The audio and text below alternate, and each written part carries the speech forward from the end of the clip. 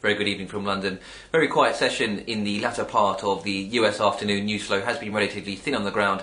Equity markets in general are trading up positively around a percentage gain across the three main US equity markets, and we have seen some selling pressure in terms of the fixed income markets and the dollar currency across the board. Lots of speculation towards the FOMC rate decision coming out tomorrow and the Fed rate projections out of the Fed members. That meeting beginning today, and lots of position squaring and anticipation ahead of the FOMC. Market expectations generally aren't for another round of QE, a possible extension to Operation Twist, and some of that just being placed into the market in trade today. But as previously noted, generally we are quite quiet. Earlier on in the early part of the US afternoon, there was the latest announcement from the Bank of England in terms of tomorrow's first of the credit facility easing arrangements, a minimum size set at £5 billion, and there was a sell-off, particularly in the UK-related fixed income markets, gilt futures approaching the 119.00 mark to the downside, and this did provide some additional support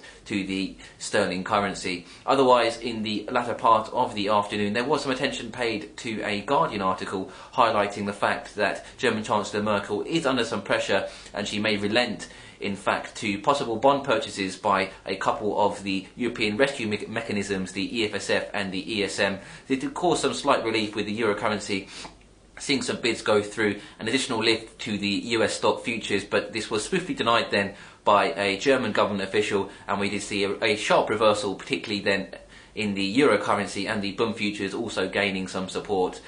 So the net effect of that is being cancelled out, and we attention back to tomorrow's session. Given the relatively thin trade we have today, we have the Bank of England minutes, which possibly might show how the Bank of England are thinking in regards to any further quantitative easing programmes, but attention all upon the Fed rate decision, with the rate expected to remain unchanged, but any hints out of the Bernanke speech on any further easing out of the Fed.